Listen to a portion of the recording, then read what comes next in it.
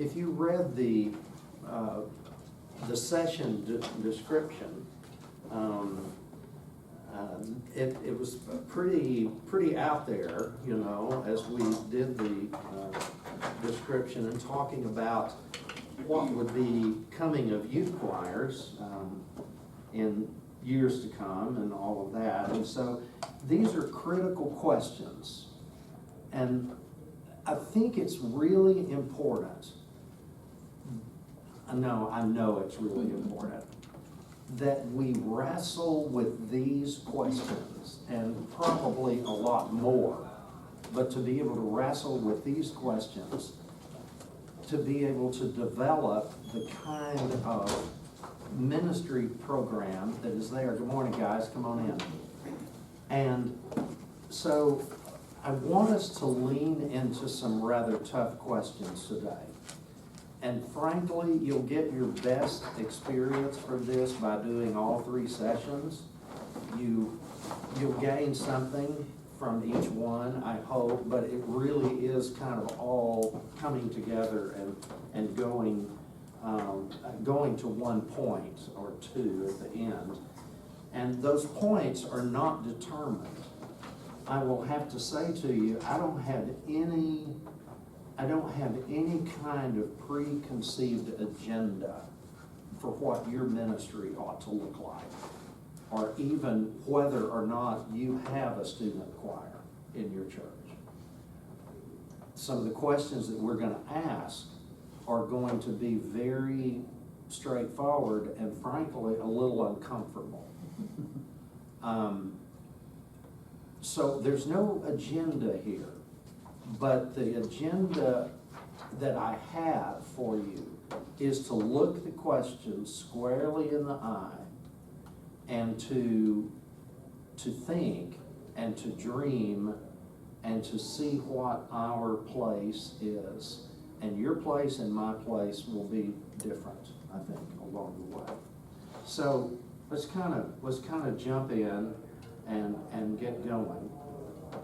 And this is for discussion.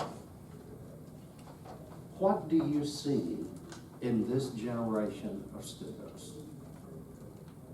That can be one word or 2 words or a phrase.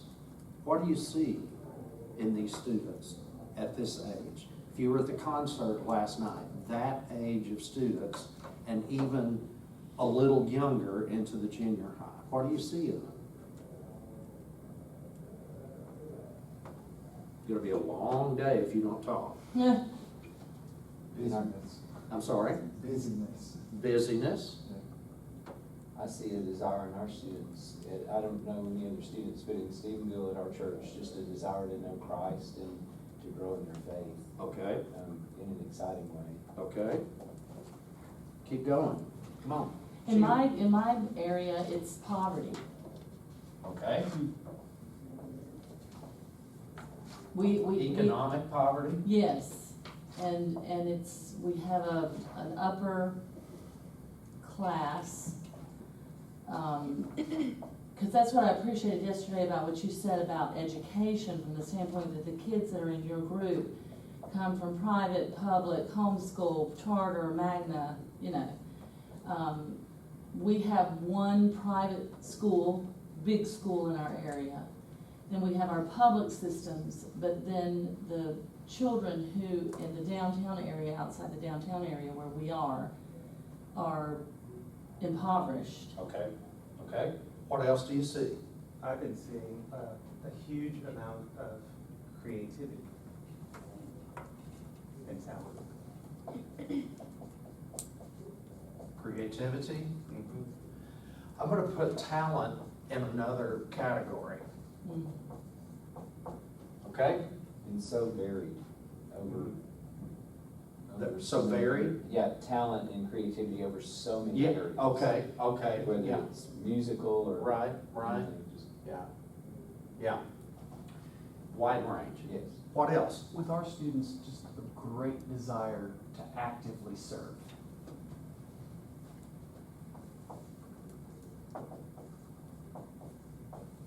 To make a difference. To make a difference. Be a part of something that is greater than themselves. I'm gonna put that as something even different. Desire to be part of something bigger.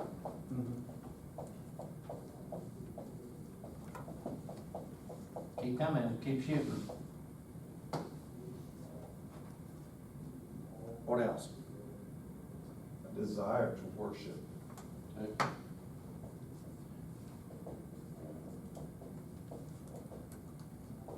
How do you see that? What makes you say that? What is the thing that caused you to say that? Well, they have these talents that we mentioned a while ago, and they're trying to figure out how they work those in, and maybe even gain an understanding a little bit better of what role their talent plays in the actual role of church. And beyond using it in church, how do they use it to worship God? And is that what it's for? Okay, now, I want to push the pause button for just a minute. Got lots of stuff to cover here, but I assume as you're talking, I think what I've been hearing is these are the kids in your church. Mm-hmm.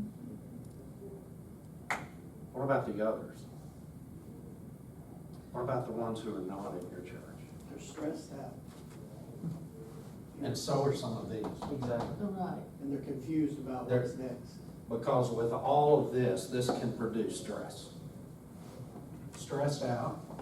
Well, and in that situation, I would say, even if when I brought up the issue of poverty comes from the community that's around where we are. Okay. The children in our church, are going to be at a middle class level. Okay. But I think in our situation, that's the pointed question for me, is that we clearly have this population, and how are we going to address them? All right. So, describe the students outside of the church that would be your mission field for the ministry that you do. They're stressed out. There's a lot more stuff we can say. Confused about their future.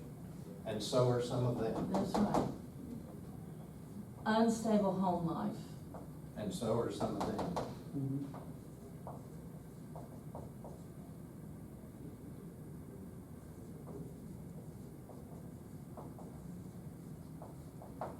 What else?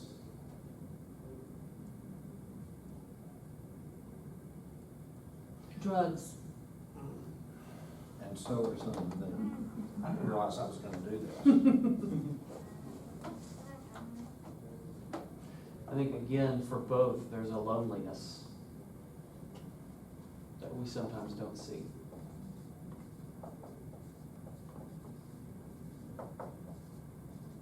They deal with a lot of stuff that certainly I never had to deal with.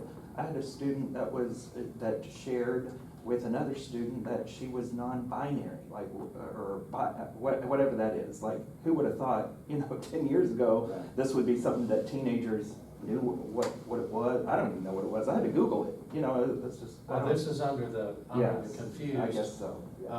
Thing, the whole sexuality thing. But And with that, you've got all the Snapchat, come in. you've got all the Snapchat and all that. Okay. And You- sexting and all that. Okay, and you've got pornography, all kinds of, you realize, don't you, that, hear me out here.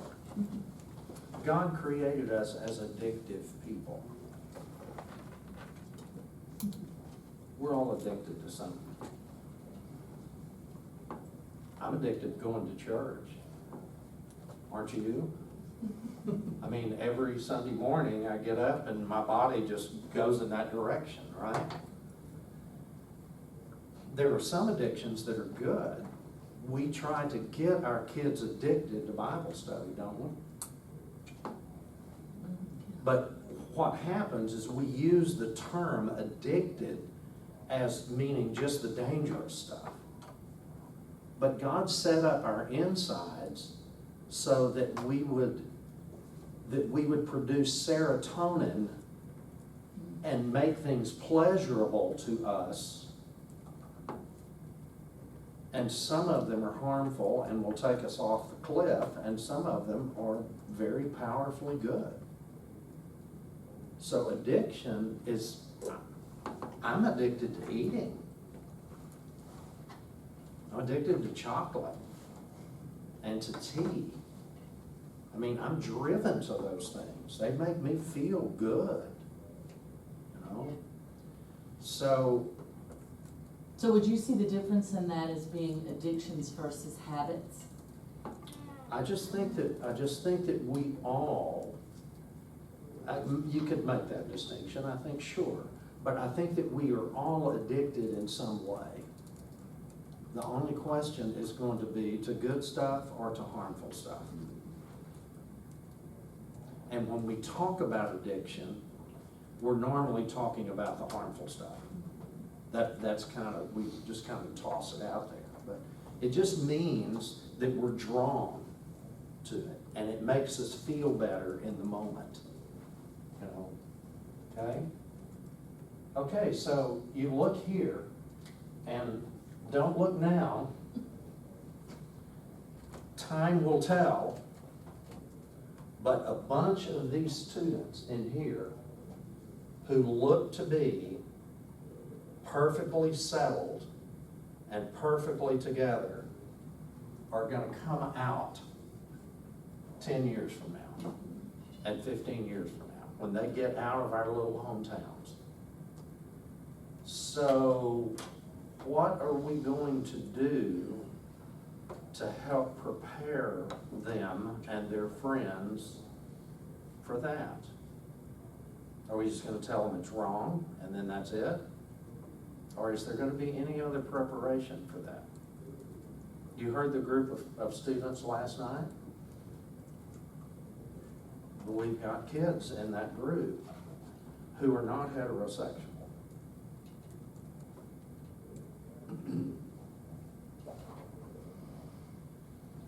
Meaning they've come out now They're struggling. with it. And yes, they have come out now. Yeah. Yes. And do you think that the church is having, That's a question I'm going to ask Okay, you in sorry. just a minute. Okay? yeah. All right, look at that.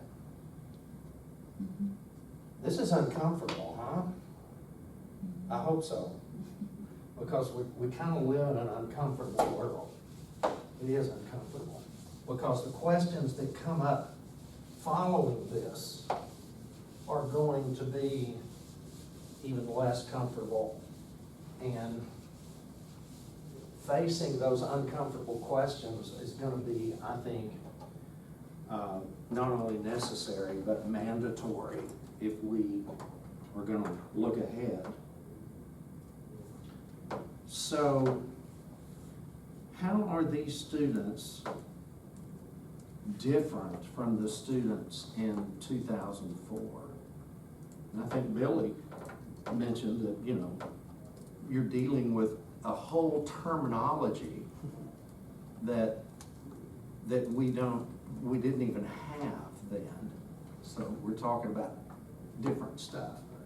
So let's talk about the ways that students, and I would say, we can talk about our students here, and that's fine to do that, but let's also keep in mind the students who have not darkened the door of our church, but who could and should, perhaps. How are these students, or if you want an image, the students you heard last night, how are they different from the students in 2004? Are they different? Yes, And how? there wasn't social media in 2004. Okay? So a lot of pressures that kids face, some of it is brought on artificially Right. through social media. Okay? What else? It's I'm not gonna write these down. They're a lot more varied in their music taste Okay. There's more of a smorgasbord out there, isn't there? Yes. Like there's a greater demand put on them from all aspects. I just think about sports, and back then you were a part of a team on the high school team, but now you've got to play league sports and Right. competitive, you know, it's like Right. the weight of the world is on their shoulders. So, did students in 2004 build resumes? I don't think they did in 2004, but they sure do now. Huh. They're building resumes like crazy. This one. What else? I'm not sure if I'm going, if 2004 is far enough back, but there is a lack of a perceived need anyway for the church, for the things of church. It's Okay. easy to make church a back burner when other things come up. Or maybe a non-burner. Yeah. I don't remember hearing the word tossed around that many years ago about anxiety like you do now. They have that, they're anxious about, you know. Okay, real good. Getting the idea. How are today's students similar to those in 1994, 25 years ago? How are they similar? Well, they still have the same basic human needs. They need to And be what are loved. those? They need to be loved, they need to feel a part of something, whether it's a family unit, a community unit. You know, I mean, I say because in 1994, families were different, you know, now the whole family structure has changed. Right. So, you know, I don't know how you. What else? Part of a group. Yeah, family structure.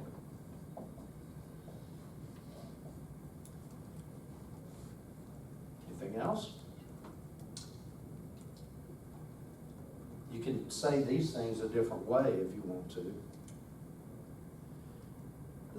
The same temptations are still there. It's just now they're encouraged a little bit more. You can find anyone anywhere on the internet that supports your position. Okay. Did you say temptations? Is that? Mhm. Yeah, okay.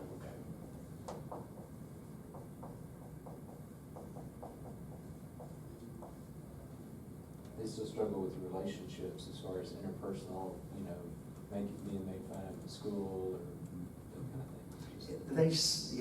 Yeah. Fitting in. You know, you're hearing that a lot here. You know, part of the group being loved, kind of the sense of family, this whole thing of fitting in. I read this somewhere, so it's not original, but I thought about it too, you know, when I was raising my own 3 kids, who are all adults now. And it was said, I worried for the first 10 years that my children would not fit in. And then after that, I worried that they would. You know, so that's kind of the you know, balancing act there. Anything else? Don't you think, as has been said in other times, that there's still this God-shaped vacuum inside all of us that needs to be filled, no matter what, when we live? Whether it's 1894 or 1694 or 1994, right? There's something there that can't be filled other than by God, at least as Christ followers. This is what we believe. Okay. Hey, this is good. You guys are making good progress. I like it. So let's see what's next. Oh, okay. Would you just take just a minute, take out your phones. I would like for you to do something. This is a break. This is a commercial. And go to www.youthq.org.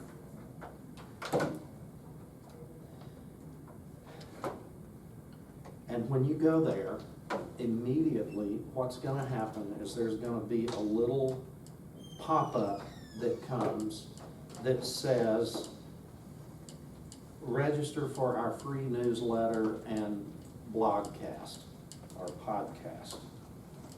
Would you just fill that out and send it in, and we will send you YouthQ free through the year 2020, which is like 18 months of that.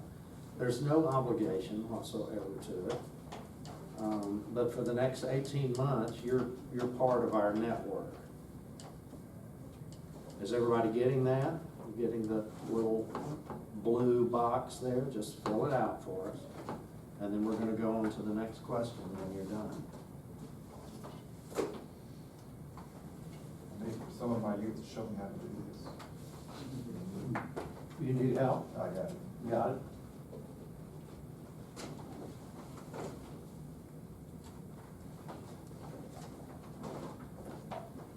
The newsletter comes out every month. We took a 7-year hiatus from the newsletter. We did the newsletter 22 years running.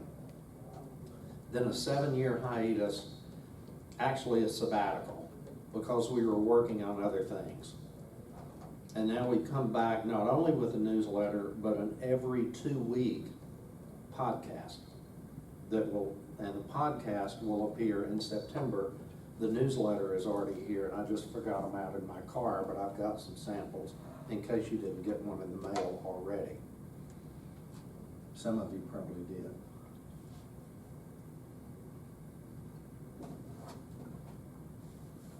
I'll give you about another 45 seconds on that, and then we'll be off and running.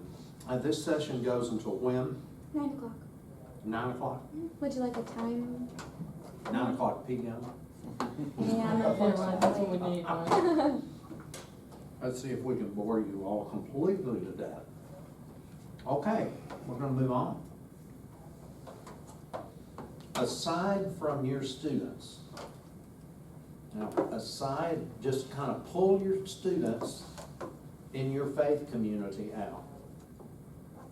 What do you see today in your current faith community? For most of us, our church. What do you see there? Just generally speaking. And I think also, let me add to that, you might think of it from the perspective of the people up here. Not so much how I view it, but how are these folks viewing it? I don't know, what do you mean, what are you showing me on the board? You mean the diagram before, the people that were outside the Well, box? let's do it in a circle. Here's the church. So let's talk about those outside of the church. How are they viewing it? How are they viewing us?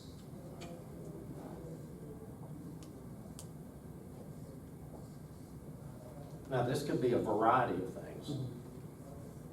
I was gonna say, it depends on the church, but, you know, our church has the stigma of being the rich church. Okay. Are you? No, You're not? So where'd you get that? because we have the name First Baptist Church. That's often associated with, this is the church in the community that has the people that have the money. Okay, makes sense. And to a certain extent, that may be true, but not in all cases, and maybe not even half the church. Okay. Well, and in my situation, it's different. In the 80s, Martinsville was rocking. You know, the word out on the street is there were 20 millionaires in the church. But then the 90s came along and NAFTA came along, and, you know, the community has seen a huge, complete reversal. So how's it viewed now? The church, in the same way, but because it's based on that view of the past as opposed to what it currently is. Come in, folks. So,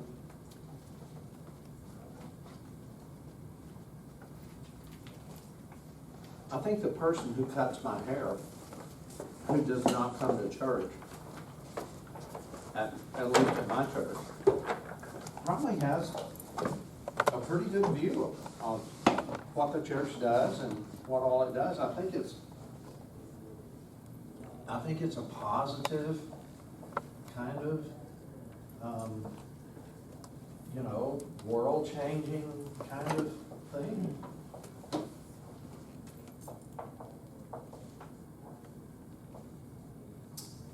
That's the view from the outside. It depends on who you talk to. I'm sorry. It depends on who you talk to. Right, I know it does, but let's start listing some of them. Well, I work in a church office as well as with choirs. And we get phone calls daily with people want us to pay this, that, or the other bill. Because you're a church, you should pay my bill. Okay, all right, so that kind of goes to this, doesn't it? Yes. Okay. Sort of.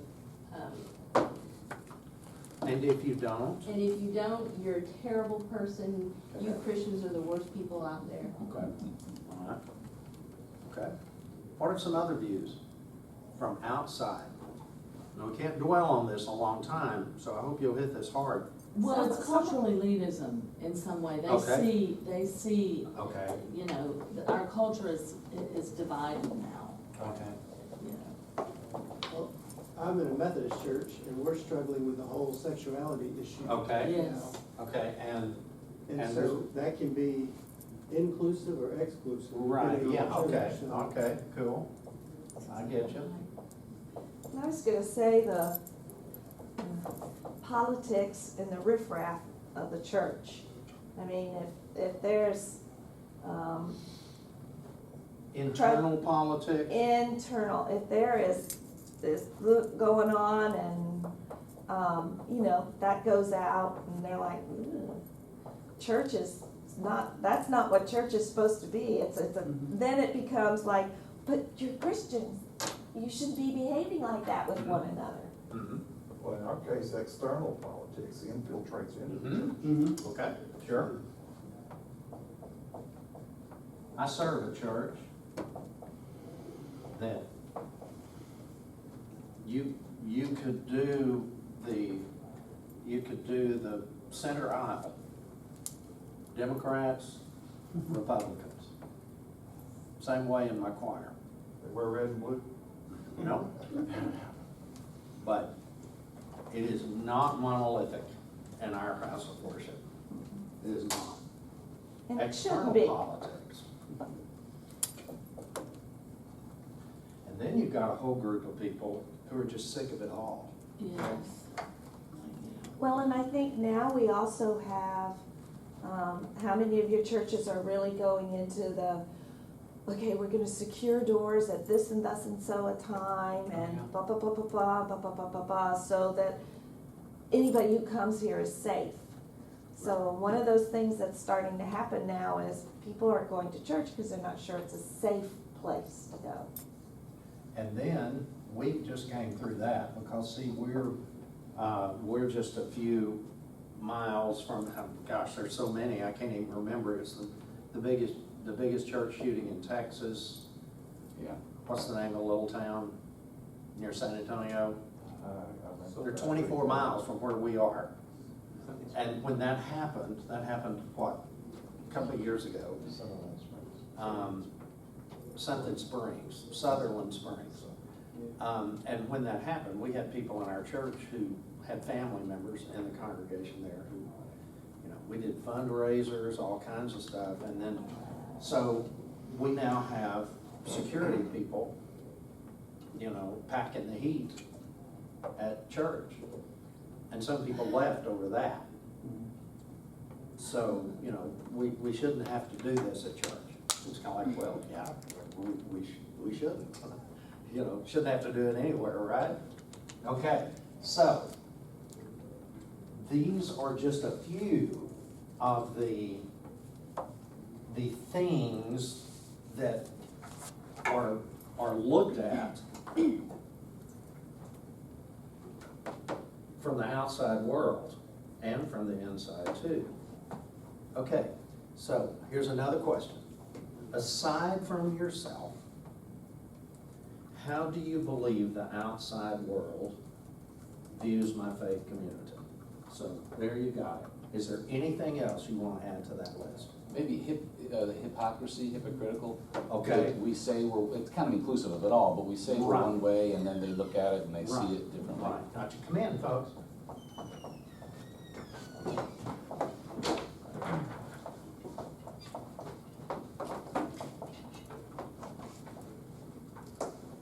Well, because our church is in a neighborhood, our church serves like a community center, because all the neighborhood groups use our church for Okay. their neighborhood meetings.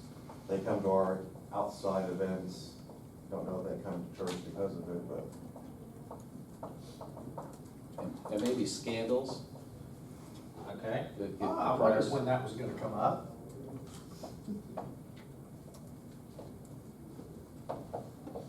Huge, huge for a bunch of people. Particularly if you've been affected by it, you know. By the way, did I spell this right? I don't know. But hypocritical, so is the It's a big church? thing. I'd be hypocritical to tell you. Yeah, right. Is the church hypocritical? Yes. Yeah, I think we are. I don't know of anybody who isn't, to some extent, hypocritical.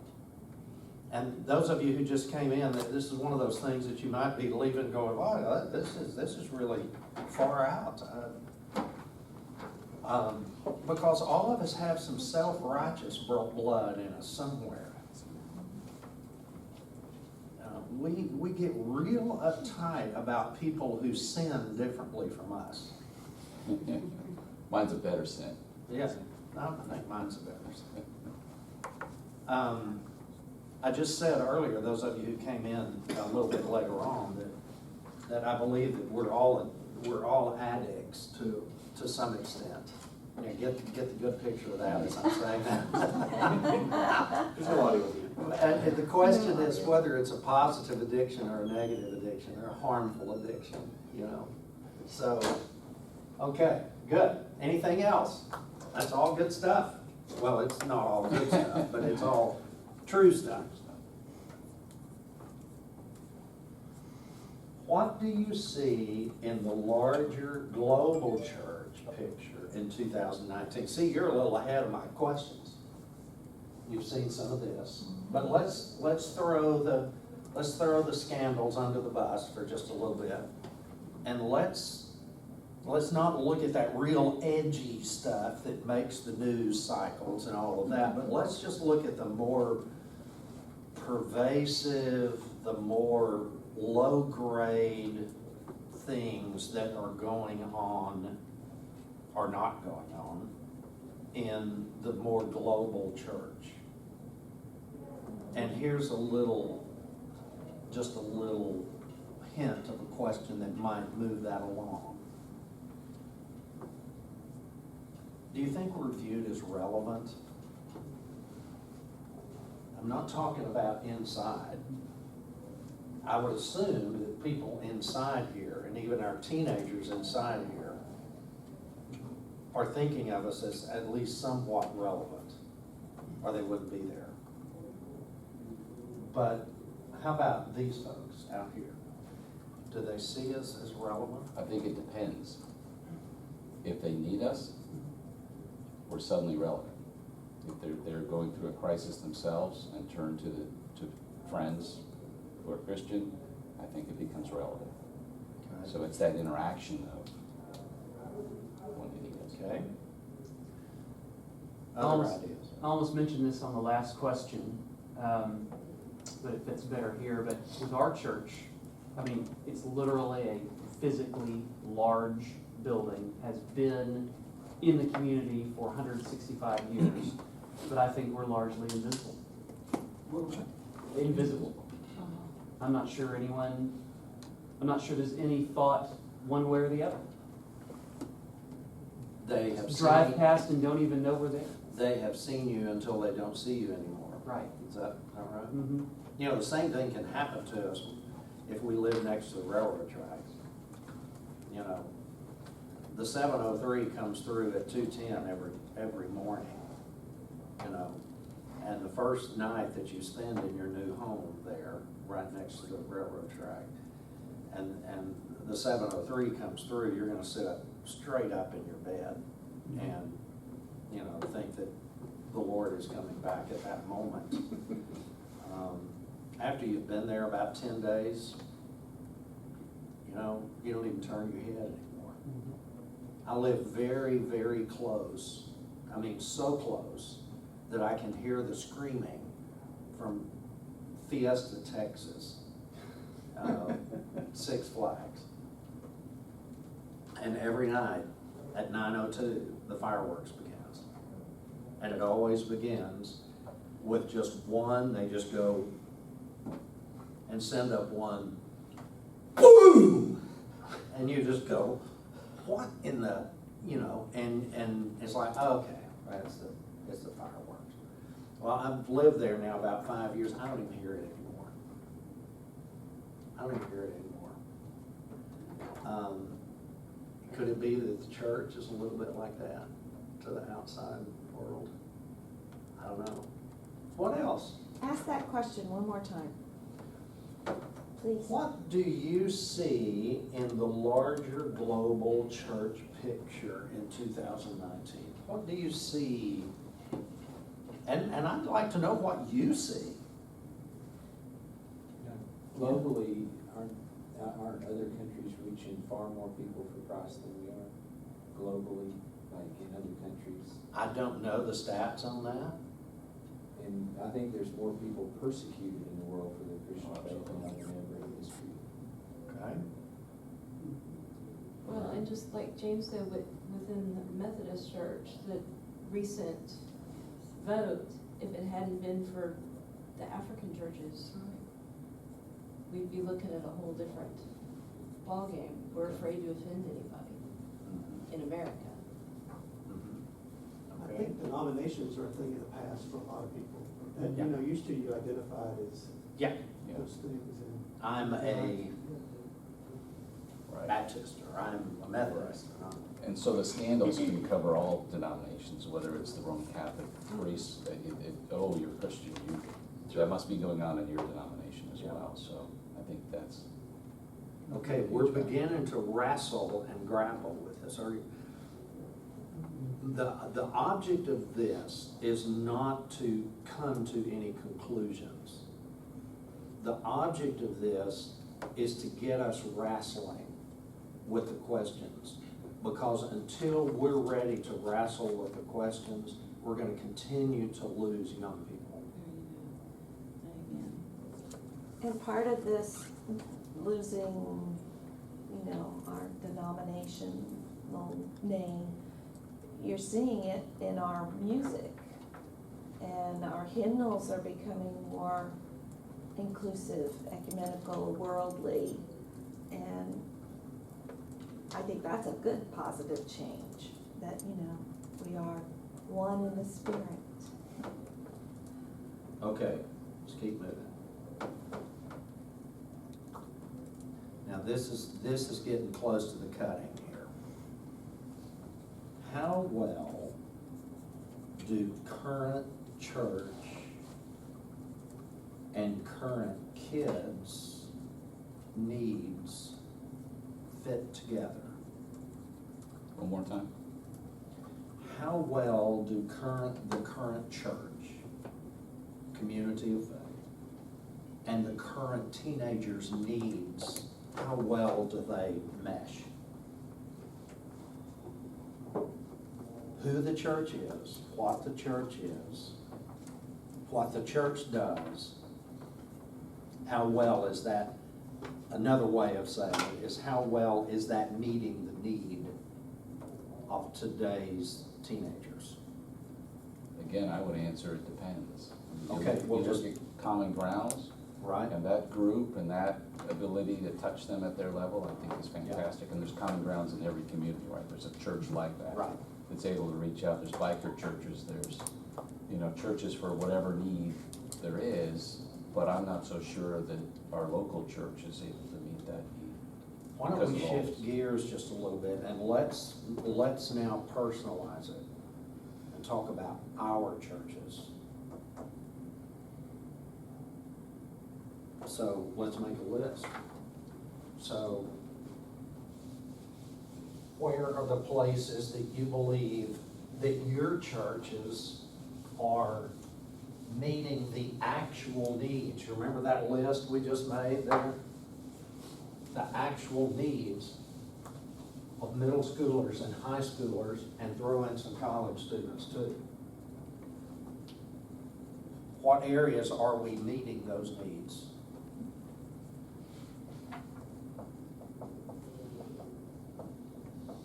The floor is open.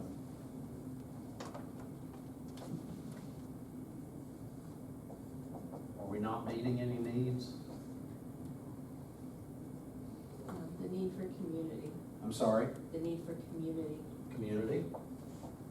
Of course, some of these are obvious, but we need to name them. Okay, let's talk about, and let's keep going here. How else are we meeting needs?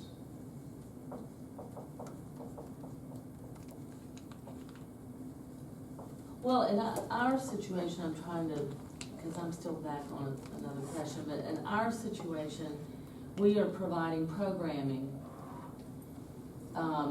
Specifically in our situation, it's musical programming, and we have volunteers in our church, down to staff and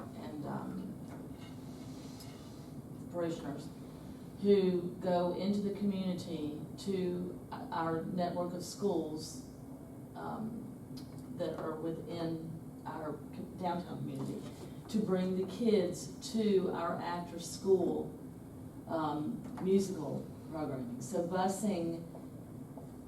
So I'm gonna add this word, innovative. Yeah. That's innovative programming, okay? Providing community, there's some innovative programming. What else? I think safety, not just physical safety, but for them to be able to open up and share Big what they're one. struggling with. So it's a safe place, or we hope it will, we can't commit. What else? What else? And you know what? There are government agencies who do nothing but just provide safe places for kids to get together and play. You know, a lot of tax money is spent on that right there, because if you did nothing else, that would be a real community service. Of course, we can do much more, but that is a real service. Safety, a secure place to. But I think the second part of what he was mentioning is even more important, the safety to be able to open up.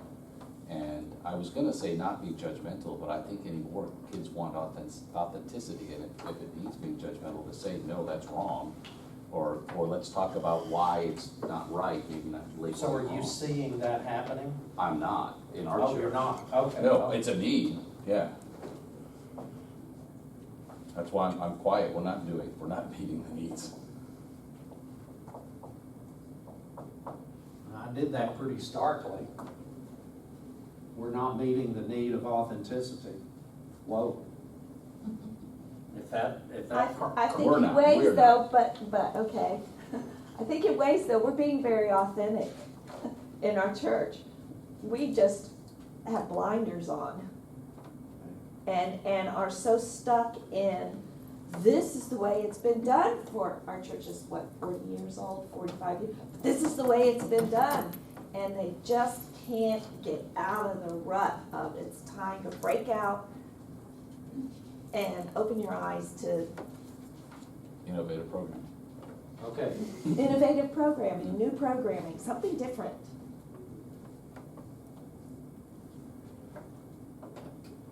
I think some places are providing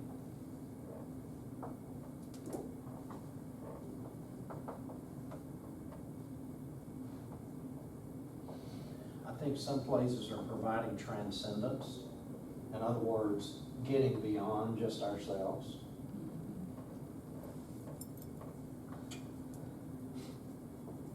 With a view towards God. Any other biggies where we're kind of missing the boat? And, you know, we're overgeneralizing here because you can find exceptions to all of these, right? And some of it has to do with the way we're being viewed. just kind of, again, a bigger picture. I think kids today literally want to change the world, and they want to get involved in ways that they can directly help, not just talk about it, but actually do it, and whatever that is. I think they're much more receptive than in my generation going through, wanting to do something like that. So possibly under not meeting needs would be, programming that is,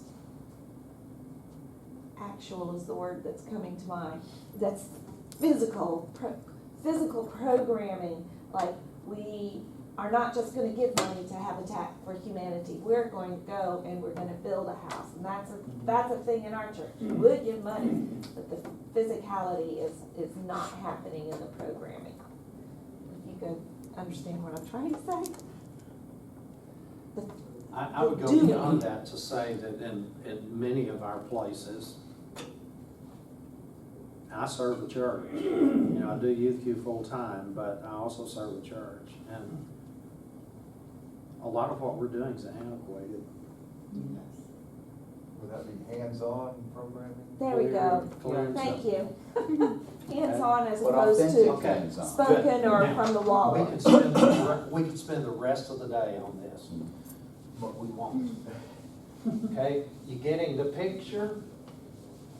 This really is all going somewhere, believe it or not.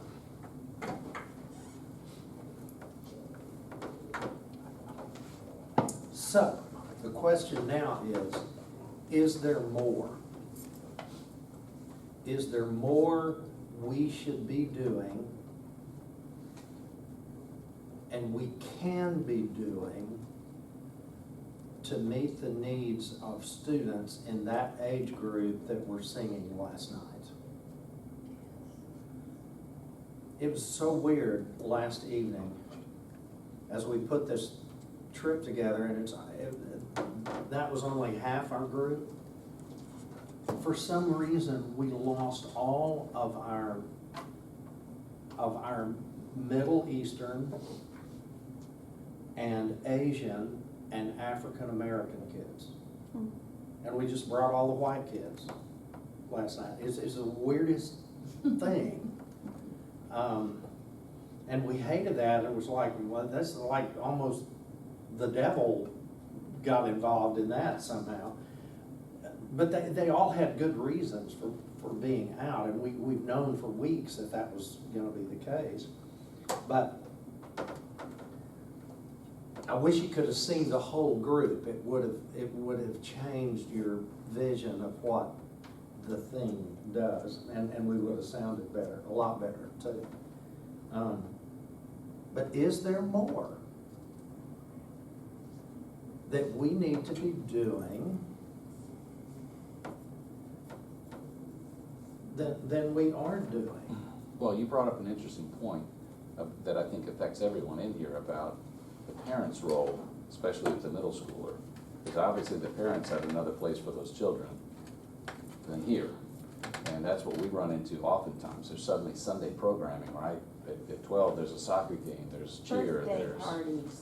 everything else that gets in the way. So it's kind of a, yes, our ultimate goal is to get to the children and change their lives.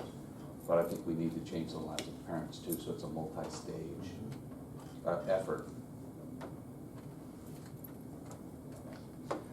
For the remaining 14 minutes that we have, I'd like for us to deal with this question.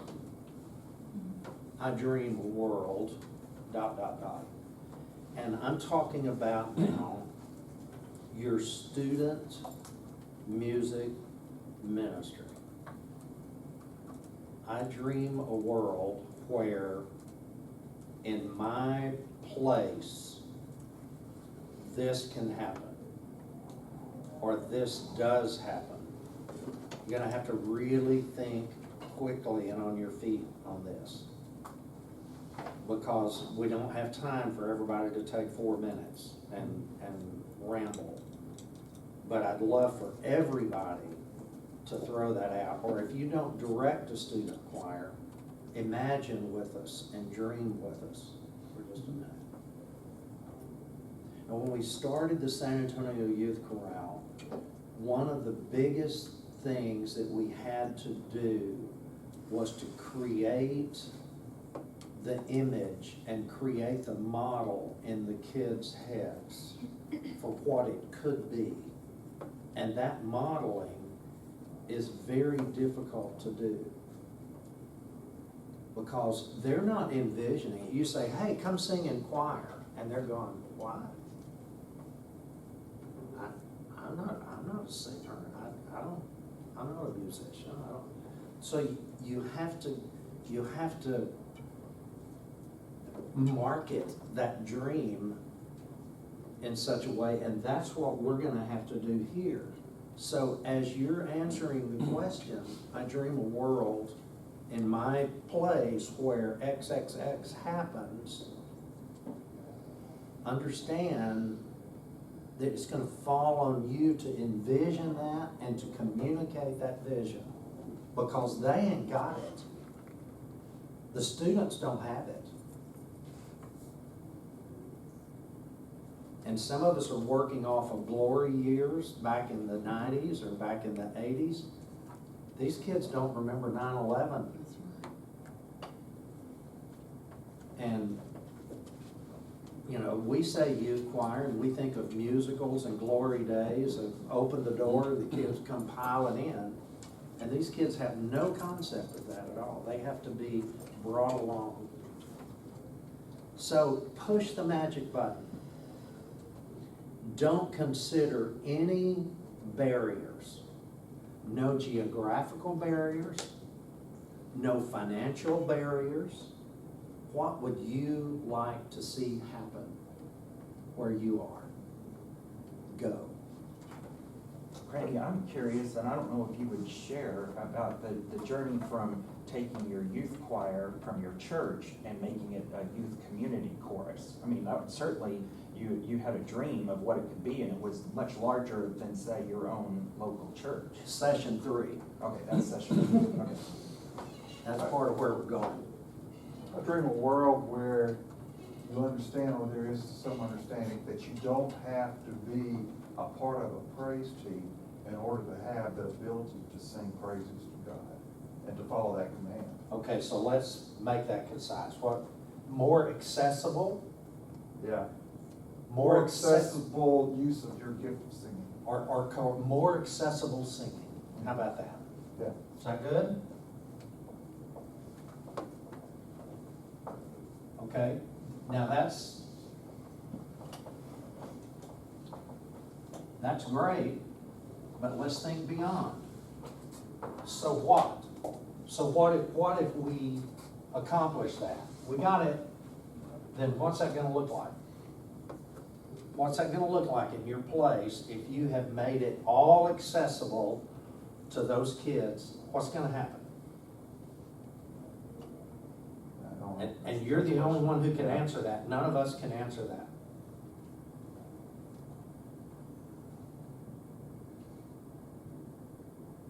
All I can think of is that you're going to have a situation in which you have more kids are involved. Okay. Sure.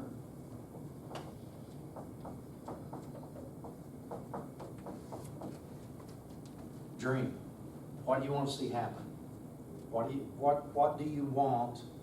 I want somewhere for my children's choir kids to, when they leave me in 6th grade, something, there's nothing for them except a No praise aging team. out. That's the only option. Right. And not everybody's comfortable singing on a praise team all by themselves or in a little bitty group. Safety The in problem is numbers. their parents think that. So you want to see a progression to where it doesn't just stop and die. Because Okay. I have a large group of 4th graders that we spend a lot of time talking about how we're learning to lead worship. Mhm. And then when they leave me, No place to go. Come on, we got 8 minutes. Supportive parents who say this is a commitment and they get their kids there. That's the I will say. birthday parties aren't first. Yeah, and I will say to you, Good luck with that. But I'm gonna write it down. This is our It's a dream. dream It's a ideal dream. world now. It is, right? No limits. I mean, you know, and it's so funny because I know, like, we've got the parental support. Oh my goodness, you know, we just think the choir sounds great when they come out, you know. But I have 11 in my choir, and sometimes I only got 6 at rehearsal. Like, what do you do? Okay, I dream a world where what I plan on Sunday morning, what we program for Sunday morning, is not simply by adults and for adults. I'm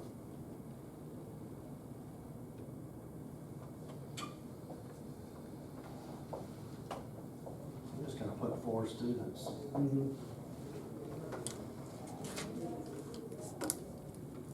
And if it's intergenerational worship, that doesn't mean it has to be all about students, but Correct. there's a component in there that. Mhm. What else? The novelist Toni Morrison says, you can only have the grace that you can imagine. If you cannot imagine it, you cannot have it. I would say that to you about, and to me, about our dream. You can only have the dream that you can imagine. If you can't imagine it, you can't have it. It's never gonna fall out of the sky. God uses us to envision the dream, and in that way, we are modern day prophets. We have a prophetic word. You'll notice in the course description that I made the really kind of, fingernails on the blackboard scratching to say we have lost our prophetic voices as ministers of music many times. We have abdicated to lesser expressions many times where we know the power of choral music. We know that. And too often we sell out. And there are good reasons that we do. And in session 2 and session 3, we're going to talk more about them. Because I know I've done my share of selling out over the years. I mean, I've been doing this work for 50 years. I started in 1969 when I was 15 years old, directing church music. I knew nothing of what I was doing. I could conduct a 4/4 pattern, so they said, you need to direct our music. You're young, and we need more young people. So I did. I had no idea what I was doing. Well, maybe that's what we should do. We should bring our 13-year-olds and make them direct the adult choir. Well, let me tell you something. There's something to be said for that. No, I'm not, that's not a joke. There's something to be said for that. I always keep conducting students in this group. My conducting student wasn't here yesterday, but I always keep that thing going. So that's a real issue. Okay, come on. We got 4 minutes now. Some more dreams? I want to provide the students with unforgettable, life-shaping experiences, both musically and relationally. Whoa. That will impact Yes, them. sir. There's your big, It's a big dream. that's your BHAG. What is it? The big, audacious, hairy dream. Yeah. That's the biggie. So he's gonna change lives. This is what he's gonna do with that dream. Okay, so you're talking about, substantial.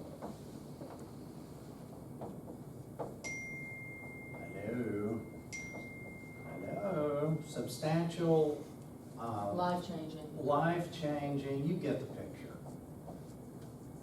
Experiences. And that doesn't just happen with having a rehearsal, and it takes more investment. What else? Come on, keep coming. We got 3 minutes now. You're doing good. If you can't dream it, you can't have it. That I could get the rest of the staff to not just, she's the music person. So put that in a positive term. If the rest of the staff would buy into my dream, Okay, that's good. because without even the youth pastor's support, if he thinks I'm just a lunatic. I think I would Have you add on- asked them to buy into it? Oh, yeah. I think I would add on to that, for the support of the student ministry, to not see student choir as a threat, but an asset to the whole program for students. How about asset to the whole church? Would that be all right?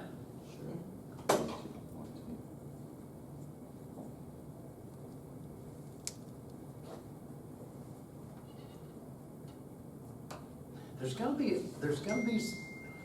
that me? I'm so sorry. There's gonna be some counterintuitive stuff that comes about in session 2 and 3. Counterintuitive, but interesting. I dream where the students take the words of the songs we sing and put it into their situation. Internalize. Okay. How's that? Internalize and externalize, right? Yeah? These are good dreams. Of course, that goes to adults too. So. Well, it does, doesn't it?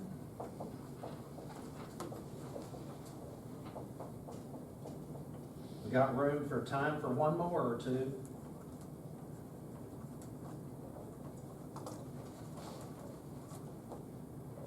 I'll add one to you. I dream of a world where 25 years from now, I hear from a teenager who's now 45 or 40, who calls on the cell phone and says, I was just driving down the freeway. It's been a really tough week, and I remembered the words to Name the Anthem.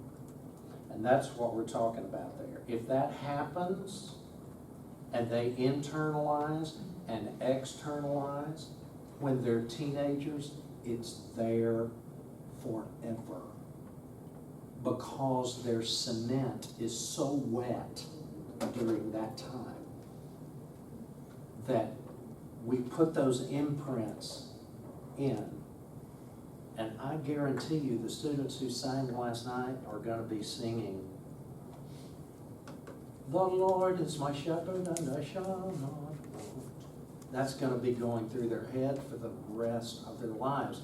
And you know how I know that? Is because those students do text and call and email now from their grandparents now, some of them. And they're still singing the music.